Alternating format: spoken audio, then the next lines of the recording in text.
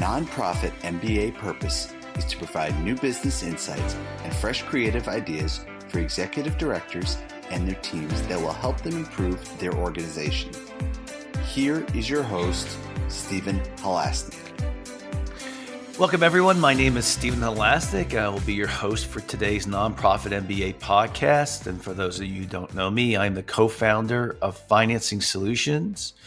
And Financing Solutions is the leading provider in the United States of lines of credit for small nonprofits. Yes, believe it or not, after 12 years, our product, the line of credit for nonprofits, is extremely popular, very, very valuable. It's great for uneven cash flow, which is just so typical in the nonprofit sector. So, if you're interested in learning more, getting a free quote, see if you qualify, please visit our website at nonprofitmbapodcast.com, and you'll learn about us.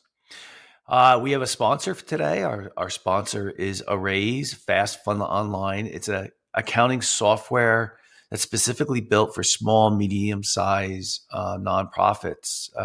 Arraise is spelled A-R-A-I-Z-E. I think having software that's specifically built for an industry, especially nonprofits, is really the smartest thing. I'm on the board of directors for two nonprofits, one small, one not, and we just moved to Arraise. And it's just better to have something like that than QuickBooks, which is not built for nonprofits.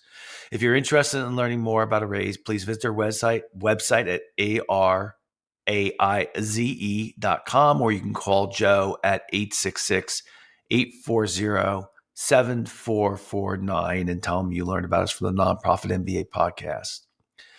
Today, I'm very excited to be bringing back Julia Campbell from J. Campbell Social Marketing.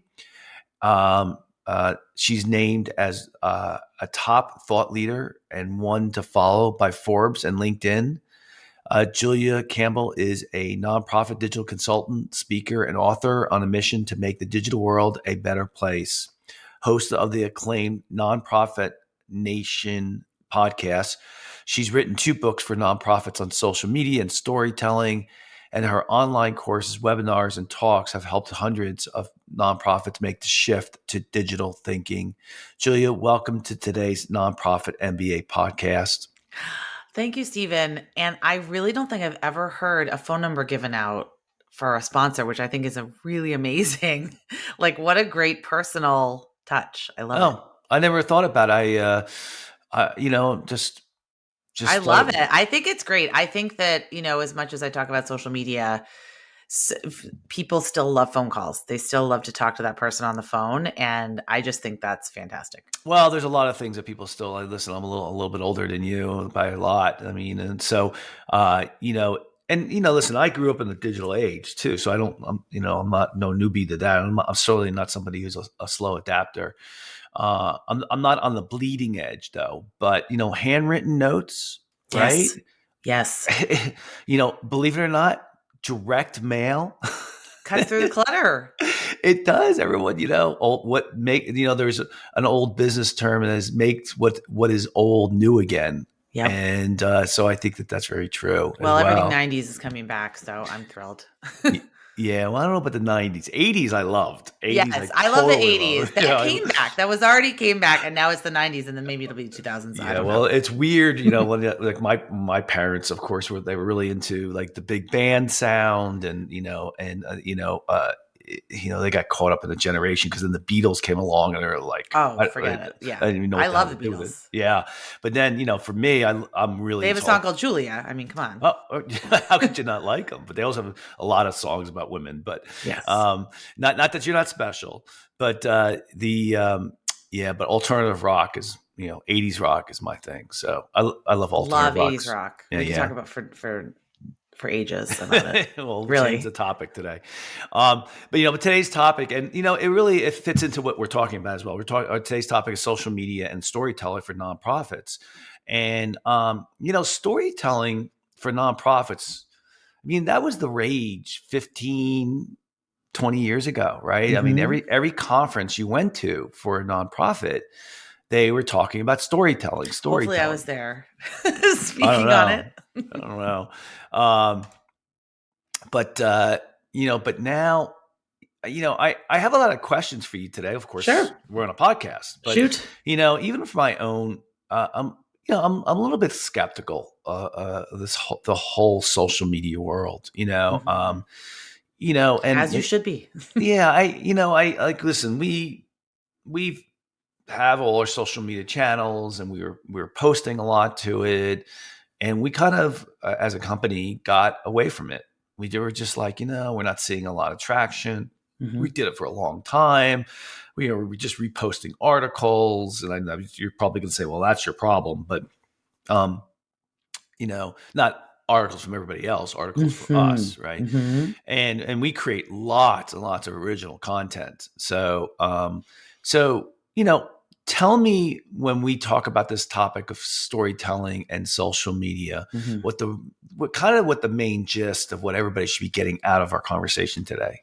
Sure. So storytelling can be done, of course, across many, many different platforms. But I think what's missing from most of nonprofit social media is the storytelling aspect.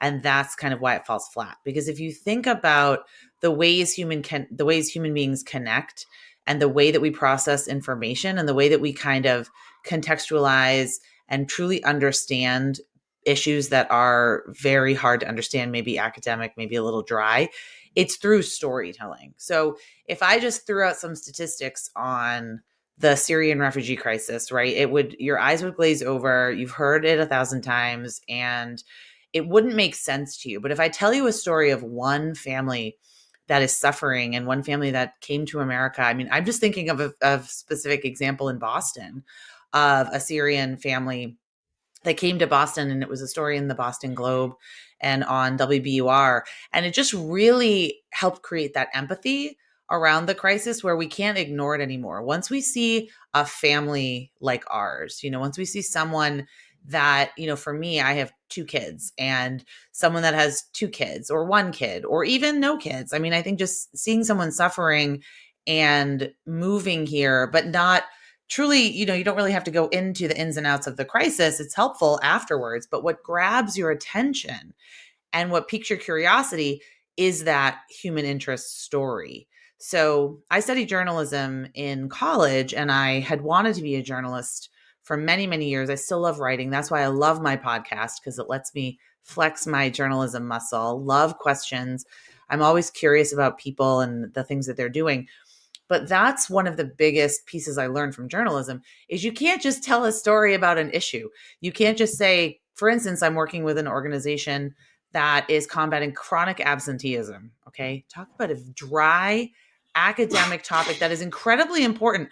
But until you contextualize it into a story of a school and a principal and a family and teachers and how it affects the community, you really can't help people understand. You can't grab their attention or pique their curiosity and interest. So stories do that. It's just we're hardwired to listen to stories. We immediately, like, think about when you go to dinner with a friend, or like when you're talking to someone on the phone, the very first thing is you're going to tell them a story. You're going to say, hey, like we were just talking about, our teenagers, and, relating a story about your life and something that's going on, because it's just the way we communicate as humans. So what I think happens with nonprofits is they forget that's the way humans communicate, and they tend to be very research based and very dry and very data and statistics oriented, especially on platforms like social media, which need to be very attention grabbing. So I think it all fits together, but there's many things we're doing wrong. There's many things we're doing right. Storytelling, I don't think, is a trend. I think it's become trendy because, like you said, it's the hot topic that everyone's speaking on, all the webinars, all the books, everything, there's podcasts about it. But the concept and the mindset shift that nonprofits need to make to become a storytelling organization, that's not really a trend. There's no real one channel. It's really an entire shift in culture, I think, that we need to make. Yeah, I knew I was having you on today, and I knew what the topic was, and the thing I was thinking as I was working out, thinking about you. Yes, I always do that. I do that too. I do my best thinking when I'm like on the treadmill. Yeah. So I mean, I was like, it's the social media aspect. I think we would all agree, all our listeners would agree that storytelling is so critical to have a successful nonprofit. It's the social media, I think, that gets Yes. people confused. Yeah, or Overwhelmed. overwhelmed. And I think about it this way. So this was an old statistic, and I think now it's third in the list. What's the third biggest search engine in the world? Well, actually, it might be Bing now because they're coming out with the ChatGPT incorporation. Yeah. But I know the first one is Google, the second one is YouTube. Yes. I think the third is probably TikTok. Yeah, TikTok is you were hit the nail on the head. It's just that TikTok, I think, is number one. Google's number two, and YouTube's number three. And I used to ask that question 2 years ago, and it was Google and YouTube. But just so you know, when I go, and I'm trying to illustrate a point here, when I go to look something up, I am an extremely visual person because I have dyslexia. So I'm very, very visual. Okay. So I go to YouTube first. Yep. Right? A lot of people do. Mm-hmm. Yeah. And so I think that my point being here, what I was thinking about this morning was, you have to communicate in the way that your audience wants to receive that information. And it's obvious, right? Absolutely. So Twitter feeds, Facebook, Instagram, all of the different social media, you have an audience that prefers to get their media from that source. Mm-hmm. And so if you are only, I think you have to look at your audience, of course, and say, these are the people that, like, for an example, is like, I kind of feel like with my company, Financing Solutions, I just don't feel like Twitter feeds and Facebook, that we didn't see much traction when we communicated that way.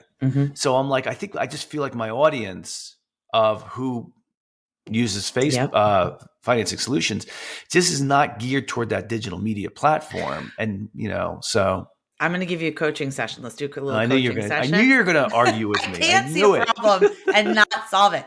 And I've actually worked with several nonprofit CRMs and actually another financial accounting firm on their social media strategy. So the key here is, first of all, figuring out what kind of content you do best. So it's probably not funny memes and TikTok videos and dances and reels and things like that. Although I do think you could do a lot on reels, but it's taking it away from what do you want to share to what does your audience want to hear from you. So what are the top 2 pain points that you address for your audience? Well, they come to you, they need something. What do they need? I, of course, obviously know the answer. Okay. I'll give you your answer. So number one is avoiding having to go to donors for money, for emergency money. Okay, that's, number one is cash flow, right? Keeping your cash flow consistent. That's the number thing problem we solve. Number one is making payroll.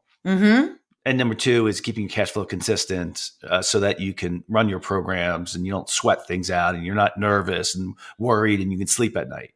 So those are the top 2 things. Now, but I wasn't going to go there because I don't really want to sell that point, honestly. No, you don't have to. So your audience is executive directors. Yes. People that are trying to make payroll. Yes. Now, there's so much content out there that could be targeted to them. So it's really about making you a trusted resource that they can then turn to when they need a loan. So if you look at like Voulay of Nonprofit AF, right? If you have to follow him, he does things like nonprofit, like he just does silly, fun things like nonprofit executive directors after a gala. And then, it's just like a fun picture. And then you think about, Joan Gary, who does a lot of training for executive directors, but you want to position yourself as the go-to maybe in finances, managing your finances, what are the top 10 questions you have about loans? What are the top 10 myths about loans? What are some stereotypes about loans? Why are nonprofits so hesitant to get loans? How to talk to your board about getting a loan. There's like 20 different topics I think that would be great for social media content or email content or blog content or YouTube content, because that's what people are searching for. So just to bring it back to your point about YouTube, that's such a fantastic point. People go to YouTube to search. We do not use it like a social network. We don't connect with our grandparents, and our college friends on YouTube. We go there to search for things. Same with TikTok, same with Twitter, same with Instagram. We really don't connect with people we know on these platforms. A lot of the time we use them for discovery.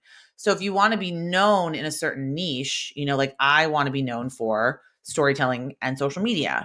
So I answer questions around that. Like I think about what my audience is searching for, but then I think beyond the pain points, and I think, what is their everyday existence like? What are they dealing with? Oh, time management and productivity. That's something huge that I talk about all the time.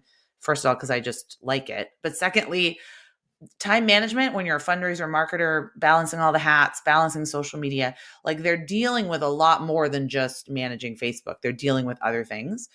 So if you think about your audience as this more well-rounded person and speaking to them like you would, maybe you're having coffee with this executive director, like talking to them like you would just having coffee and making it very casual. Because like you said, you have the content. I think it might just need to be molded into the shape for social media. But the other point I want to make is you do not need to be everywhere. Yeah. And you shouldn't be everywhere. You should probably be on LinkedIn. I mean, that's really where if I was just like spitballing here, I would say LinkedIn and YouTube. Done. Yeah. No Facebook, no Instagram, no TikTok. Don't worry about Pinterest. Don't worry about Snapchat. Don't worry about all the other things, because that's where your audience is. And of course, email marketing. But yeah, so let's we'll bench a lot to unpack there. Yeah, let's bench that conversation until after I get rid of the listeners. Because yes, it's a free coaching. Yeah. So, but I love case studies. To me, yes, I love case learning. Studies. Right, I love learning from prior experience. So I think that's really the key. And so what I'd like to talk about now is take one of your clients, somebody who came to you who did not have a good social media strategy and storytelling, or maybe they were doing great storytelling and they didn't use social media. Maybe they had no storytelling and they had no social media. I want you to think of somebody who's, a smaller nonprofit. Okay. And tell us a little bit about where they started, what did they came to you for, how they evolved, and then, where they are now and where they're going. So start off, tell me why did they come to you? So I have a great example. Also, one of my favorite organizations that I give to frequently because I love them. So they're called Rosie's Place. They are a women's shelter and employment program in Boston, Massachusetts. They receive no federal, state, local money. They rely on individual donations. I think they're at a $10 million budget now, but when I met them, they were at like $2 or $3 million. Very small, one development director, one marketing person, mostly programs and outreach. And they help every single person. Like if you identify as a woman, you come into their door, they will serve you, and they will serve you as many times as you want for as long as you want. And they have there's no questions. You don't need to be, there's no like, show me your driver's license. There's no any of that. And that's why they don't want to receive government funding, because they don't want those restrictions. So they obviously have a huge issue around confidentiality and ethical storytelling, because they don't want to exploit and tokenize the women that come to them for help. And I completely understand that and sympathize with them. But they had such fantastic stories to share that they were just very confused about, where to prioritize their time. Like, what channels should they be on? How often should they be posting? Should they be focused on video? All of the questions that everybody asks. So when we worked together, I did, a comprehensive audit of every single channel that they were using, their website, their email newsletter, their social media channels. And what we found is that, of course, no big surprise here, the most engaging type of content, the most clicked on video, the most clicked on email, the best part of their website were the stories that they were collecting. So we worked on really kind of creating a system for collecting and crafting and sharing stories that both, honored the agency of the individual and then really built trust with the program staff. But then Rosie's Place, we often feature staff stories. We feature staff stories a lot. The executive director is the face of the organization. She's always on Instagram stories. She's always on video. And what I encourage them to do is not overthink it. So they were like overthinking every tweet, every post, every this, every that. And what we found when we looked at their audiences is that they were best suited, and based on their capacity also, and their bandwidth, they were best suited for Facebook and Instagram and YouTube. That's where they kind of really excel. And, they want to dip their toe into TikTok, but like it's just kind of a tabled thing. I encourage them to really explore the features of Instagram because they weren't using stories, they weren't using reels, they weren't using Instagram Live, they weren't using all of the features on Instagram, and they had a huge following on Instagram. So once they started really kind of finding their groove there, now I think maybe we could explore other platforms. But it's always just taking a look at, first of all, your audience. Where's your audience? But also, what kind of content can you create? And where does it match? Like, which platforms does it match well with? And they happen to have a fantastic executive director who's comfortable taking out her phone and just kind of shooting an Instagram story. I have another client that I will not name that I adore. Getting their executive director to be on video is impossible. It takes 20 people. There has to be a bulleted list of talking points. It's 30 takes. It's like, no, I just want you to take out your phone and hold it like this, and just say like, hey, this is, Julia, we're doing an amazing food drive today. And here's, some of our great volunteers. And, everyone, of course, you have to get permission from them. But it's not hard. So I think just getting nonprofits out of their own way and getting them to stop overthinking and constantly like overanalyzing what they're doing and just do it. But also choose fewer platforms and do fewer platforms much more intentionally. That's really the work that I do. Why did is it Rosa's Place? Rosie's Place. Why did they have such a big following on Instagram when their content wasn't really that great? Because it was very personal. Because they really have a big following in Boston because they are just such a great organization. So why does what's the demographic of people that are going to be on Instagram? I'm sorry. Yeah. Is it going to be the 18 to 25 year olds? Is that the demographic? Oh, it's more Gen X and millennial. Okay.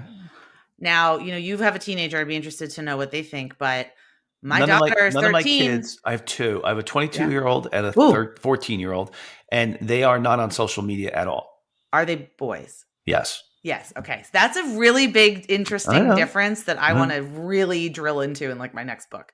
Yeah. So my daughter's 13, wants to be on all the platforms all the time. She stopped asking me about Instagram because I was like, absolutely under no circumstances will you be on Instagram. And then I asked her the other day, I said, hey, why'd you stop asking me? And she's like, oh, nobody's on Instagram anymore. So what's the new thing? And I thought, oh my God. Yeah, Facebook they're all on TikTok, the YouTube, and they use this app called Be Real. And there's probably 10 others that I don't, and Snapchat is really what they're on. So not platforms that we can really convert to marketing, unfortunately. That doesn't mean that something will change later on. But yeah, the young people, I think that they're not necessarily going to be on Instagram. I actually do think it's trending 18, maybe 20. And then certainly, Gen Xers are on there. Gotcha. My mom is on there. So she's a baby boomer. But she doesn't. She just uses it. She actually uses it for the traditional social networking, like following people she knows. But a lot of people my age use it for discovery, following brands, following causes, following celebrities. So it's just interesting that different demographics use it for different reasons. Okay. So where is Rosie's Place? So you told me where they are now, where they were.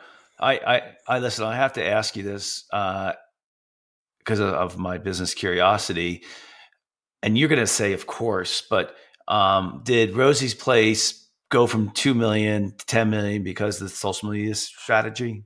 No, I think it was just a combination of a lot of things. They had a lot more visibility. They were a lot more intentional. They got fundraising on Facebook. So they got the donate button and the Instagram donate button. And they just went multi-channel because before they had really just sent out one annual appeal, like kill me. Okay. One annual appeal in December. So after convincing them, okay, you probably should be sending like 5 email appeals. You should do a Mother's Day campaign. You should do Giving Tuesday. Like you should be asking more of your donors, like just trying to create that because they had always had that. This is another topic of conversation, that mindset around fundraising. You know, it felt icky, it felt spammy. They did have some private funders like foundations that they had relied on, which funding kind of dried up. Or, you know, how foundations are, they say, well, I've been giving to you for 10 years. Like, what's the next step? Like, how are you going to get this money? But they focused more on individual giving and fundraising, peer-to-peer fundraising, events. They just kind of diversified. And it took 2020 to do that. And I think it took COVID to do that for a lot of organizations because they'd really done like a big gala and an annual appeal letter. And that was basically it. And once COVID hit, of course, they had to really pivot and figure out what are the other ways that we can do a lot of this fundraising. And it actually worked. And they've implemented a lot of the things since then. But Facebook fundraising is a big one for them. I don't know. I wouldn't say a million, but they raise a significant amount of money on Facebook. So did we cover where their social media strategy is now versus where it was when it first began? Well, I haven't worked directly with them for about a year, but I've been following them and I've been seeing them kind of implement the recommendations. And I know they have an associate now, like a marketing associate that's helping with social media, that's helping with events, that's helping with their visibility, doing more PR. I mean, it kind of all ties in together, and just trying to keep the wheels turning in that direction. So they've invested, they've grown their team, and I'm just really happy to see the buy-in from the board, the buy-in from the staff. It looks like a lot more people are participating just based on their social media. But no, I mean, I think that they're just growing. They're really also willing to experiment, which is another whole thing. It doesn't take 30 people to approve a tweet. You know, it's really like they will do something and see what works and do more of it. And they're just willing to try new things and experiment and do, they're like, oh, Instagram stories. Well, we don't really know what we're doing, but all right, well, let's try to do it. We don't know really what we're doing on LinkedIn, but, we'll kind of just try it.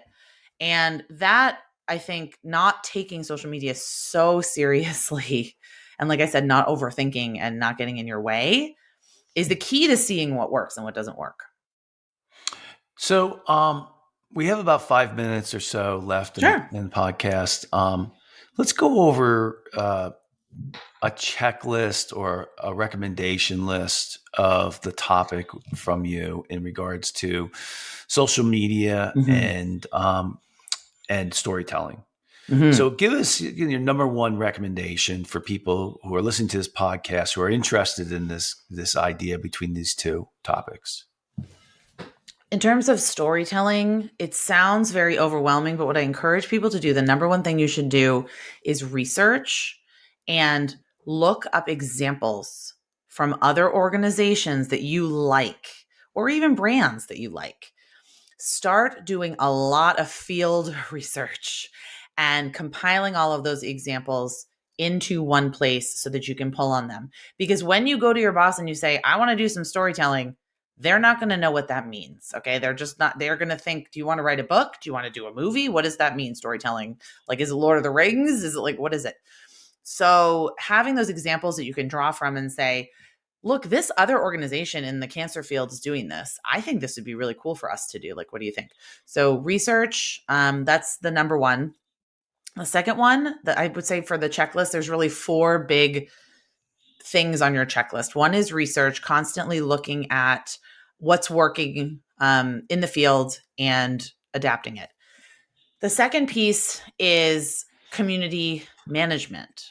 So listening to your audience and your community, you might want to send out a survey. If you don't know what your audience wants to hear from you, send out a survey, talk to people, like do a quick poll on Instagram, like figure out what kinds of content they really want to hear. What are their top 10 questions?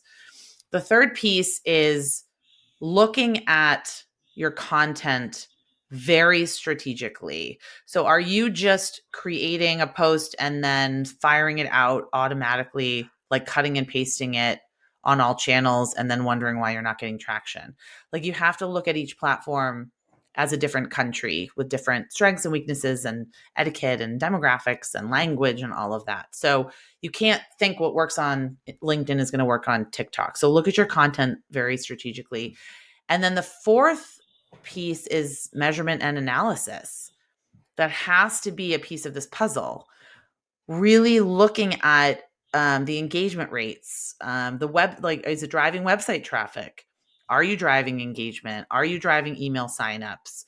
Are you getting video views? And you have to look at it month over month over month to see where the trends are. I know for one client that I had, they were a local food bank and they weren't even on Pinterest. But when we really looked at their analytics, they found out that a ton of their traffic was coming from Pinterest because of a few local people who had big Pinterest followings who were like pinning their blog posts and their videos. So then they thought, oh, we should probably get a Pinterest account and try to do that. So if you don't look at your analytics or your metrics, you're never going to know, like, is Facebook driving traffic to our website? I don't know. How do we know? And that's when you're going to really be overwhelmed and spinning your wheels, because you're not going to understand at the end of the day, like, what the ROI is, the return on investment on it. Yeah, I like that last one. That was a good example, because I would think, oh, well, that's not going to drive traffic to my website, but then the influencers did. Oh yeah, and people on Pinterest, they love pinning blog posts. I don't know why, but they do. And infographics and videos and all sorts of things. So you just never know where it's going to come from unless you look at the back end analytics. If you, I mean, going back to your saying too, you were on a roll, so I didn't want to interrupt you. In regards to getting started, and your recommendation for number one was to, look at what everybody else is doing in regards to storytelling and telling a story about. Let's bring it down to maybe some English here, and that is, how are other nonprofits portraying how they're helping other people, right? Yes. Yeah. Or why someone donated money, or, it's about people, right? It's about telling a story about people. And so, like, if I were to think how to get started, I would say, set a goal for yourself that you're going to do that research. And then within the first quarter or the first 3 months, you're going to put up a story that is based on all that work that okay, let's feature how we're helping this family. Okay. And within the next 3 months, we are going to write an article and we're going to have a video about it. And that's our goal. You have to do that. You're right. Because you could get into research procrastination very easily. Yeah. I think you just need to get it out. And so listen, put in a Sharpie in the calendar. Definitely. I'll give you a good example. So I started this podcast 5 years ago. Right. And this is my 400th episode. Right. That's and awesome. I said, all right, you know what? Let me start it and let me see where it goes. Yes. Let me see how hard it is. Let me see, the traction. I kind of knew the ease of entry and doing it is cheap. Yes. I enjoy doing it, and I did it for other reasons. I did it because I thought I have I can bring great content to our clients, and I, it's fun. I like talking to people. I like asking questions and learning, and then we really generate great quality content out of it, whether it be from not just the podcast, but the art. We write a summary article of this, and then we'll repurposing. I love it. Yeah, and so now we do one every week. So we continue to do it. But so my point being is, if I hadn't made that first step, I wouldn't be up to 420 episodes. Right. And so you got to make that first step. And if you start off saying, okay, within the next 3 months, I'm going to produce one story about our organization, I think you could look at it and say, you know what, that was fun. It was really worthwhile. It was good. It's driving content. Or driving donations and all other stuff, and every quarter we'll do one. Yes. So just start. I started my podcast way too late because I wanted all my ducks in a row. I wanted everything to be perfect. I needed the logo. I needed the this and the that. And no, you don't need that. You just need to start. And it's like you said, start, improve, tweak, iterate, figure out what works, figure out what doesn't work. And I love that. So just start. Just start. All right. Well, listen, we're going to leave it off at that. I want to thank so very much Julia Campbell from J Campbell Social Media for coming on to today's podcast. And if you like today's podcast, please feel free to share it with a friend, and also subscribe on your favorite podcasting app. Also, if you like today's podcast or any of the other podcasts we have, please give us a 5-star review in your podcasting app. It really helps us get the word out. And of course, if you're looking for a line of credit for your nonprofit, you can call us at 862-207-4118 or visit our website at nonprofitmbapodcast.com. Julia, if anyone wants to get in touch with you, how would they go about doing that? Well, my podcast is Nonprofit Nation. So just look it up wherever you're listening to this podcast. And my website, which has my blog, a link to my podcast, and all of my freebies and other resources, that is jcsocialmarketing.com. Great. Thanks for coming on today. Thanks, Stephen. So I want to thank all our listeners out there. You guys are out there every single day making the world a better place. I really thank you. You're out there on the front lines. And we really need you to continue to do the work that you're doing. I know Julia and I are trying to do our part in the actions that we do for our own causes and things that we care about. But I know you guys, all our listeners out there, are doing it every single day, every minute. And I just want to remind you to take good care of yourself, because you're no good to your nonprofit. You're no good to your cause. You're no good to your family. You're no good to your friends if you don't take really good care of yourself. And we all know that executive directors are really intense and they really care about what they're doing. But you are the number one priority first.